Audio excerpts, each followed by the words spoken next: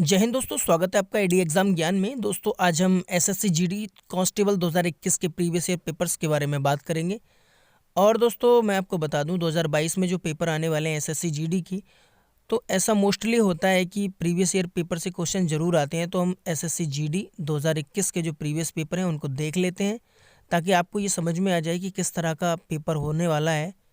और क्वेश्चन भी उसमें से मिल जाते हैं, जैसे कि तैसे क्वेश्चन उठ के आ जाते हैं। चलिए तो हम शुरू करते हैं। क्वेश्चन नंबर 1 से हम पहले जीएस के सेक्शन को देखेंगे, उसके बाद हिंदी के सेक्शन को देखेंगे। चलिए शुरू करते हैं, क्वेश्चन नंबर 1 की तरफ चलते हैं। दोस्तों ये है क्वेश्चन नंबर 1। सितंबर 2021 तक प्राप्त जानकारी के अनुसार इमैनुअल मैक्रोन किस देश के राष्ट्रपति हैं? तो ये इसका सही जवाब जो ग्रीन वाला है, 3 नंबर ऑप्शन है, फ्रांस इसका सही जवाब था।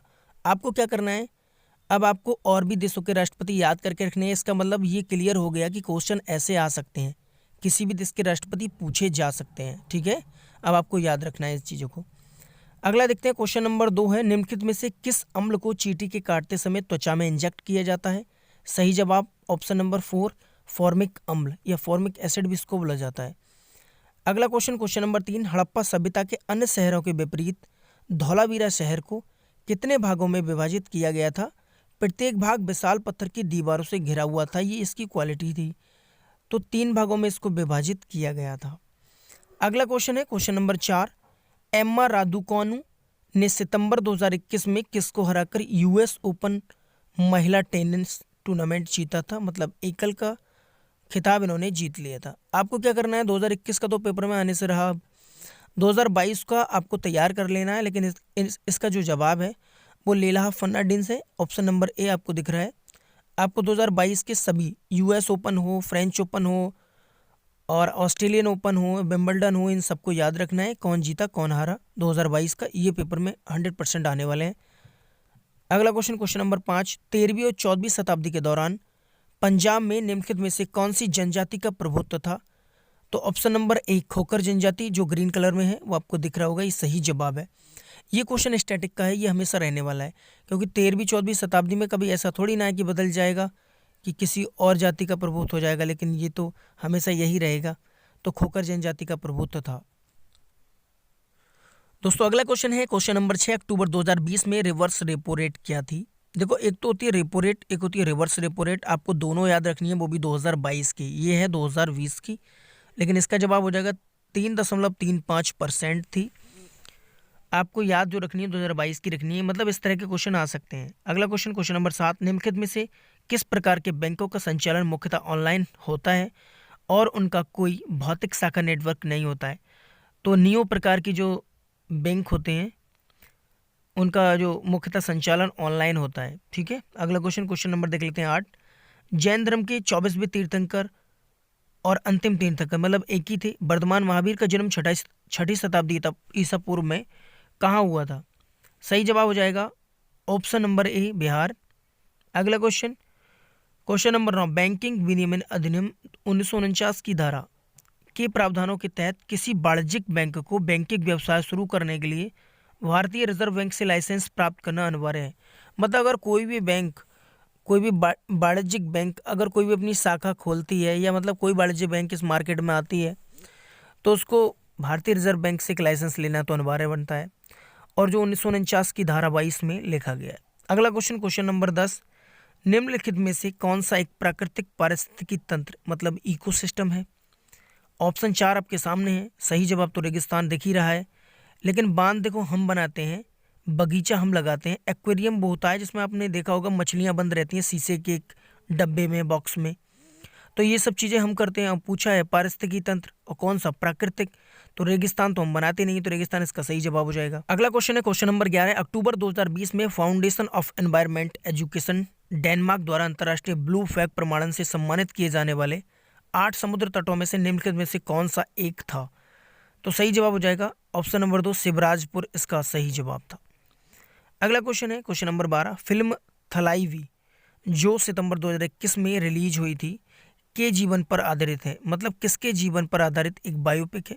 तो जयललिता आपने सुना होगा, जयललिता जी के, साउथ की थी जयललिता, उनके मतलब जीवन पर आधारित एक बायोपिक है। अगला क्वेश्चन है क्वेश्चन नंबर 13, पंजाब में मनाया जाने वाला लोहड़ी त्यौहार प्रतिवर्ष के महीने में मनाया जाता है, मतलब किस महीने में मनाया जाता है? तो लोहड़ी त्यौहार जो है वो हमेशा जनवरी के महीने में मनाया जाता है, ये पंजाब में मनाया जाता है। अगला क्वेश्चन नंबर 14, स्वस्थ वायु स्वस्थ ग्रह हेल्दी एयर हेल्दी प्लेनेट 2021 की की विषय वस्तु थी, मतलब किसकी विषय वस्तु थी, मतलब किसकी ये थीम थी?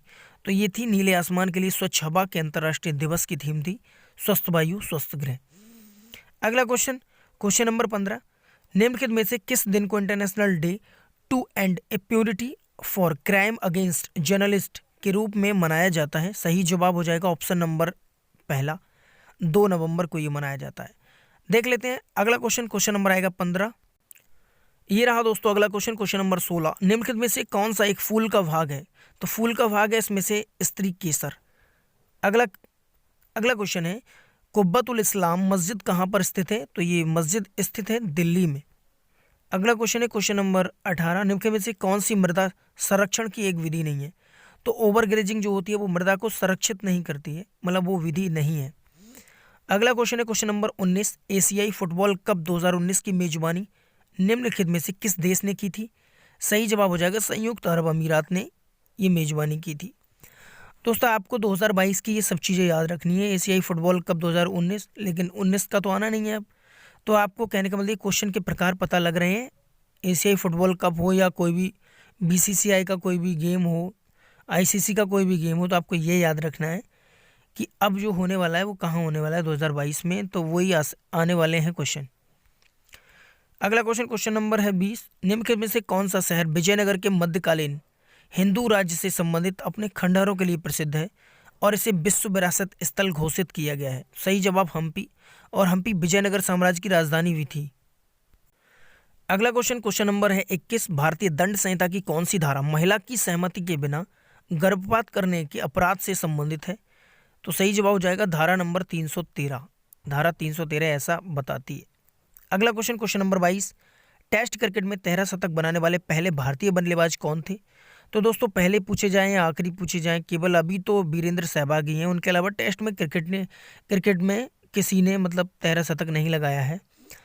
और वनडे में जो सबसे ज़्यादा स्कोर वो रोहित शर्मा के नाम है, वो भी भारत के ही हैं और वो है 264 रन, लेकिन 13 शतक सबसे ज़्यादा स्कोर नहीं है। ब्रायन लारा के नाम है, शायद 400 कुछ रन उन्होंने बनाए थे। ठीक है, तो अगला क्वेश्चन देखते हैं। अगला क्वेश्चन नंबर 23, निम्नलिखित में से क्या बैरन द्वीप की एक अनूठी विशेषता है? पहली बात तो ये है कि बैरन द्वीप भारत में है। दूसरी बात, यहाँ ये ऑप्शन दिख रहा है तीसरा ग्रीन जो ऑप्शन है, यहाँ भारत का एकमात्र सक्रिय ज्वालामुखी स्थित है। अगला क्वेश्चन नंबर 24, उकाई बांध किस नदी पर स्थित है? तो ये है ताप्ती नदी पर स्थित है, ऑप्शन नंबर 2 सही है। अगला क्वेश्चन नंबर लास्ट 25 क्वेश्चन में आते हैं। अक्टूबर 2020 तक के आंकड़ों के अनुसार भारत सरकार ने कितने अनाजों के लिए न्यूनतम समर्थन मूल्य एमएसपी तय कर दिया है? तो 2020 तक के आंकड़े हैं ये, तो 7 फसलों के लिए तय कर दिया था गवर्नमेंट ने। दोस्तों आपको जो याद रखना है वो इन क्वेश्चन के ऊपर डिपेंड रहना है, लेकिन क्वेश्चन नए आपको तैयार करने हैं। ये थे प्रीवियस ईयर जीएस के क्वेश्चन थे, ये 25 थे जीएस के। आगे हम हिंदी भी स्टार्ट करने वाले हैं और जीएस की कल एक वीडियो और आपको मिलने वाले हैं। तो दोस्तों कैसी लगी वीडियो? अगर अच्छी लगी हो तो वीडियो को लाइक, चैनल को सब्सक्राइब जरूर कर देना। एसएससी जीडी के सभी प्रीवियस पेपर्स आपको मिल जाएंगे। Thanks for watching.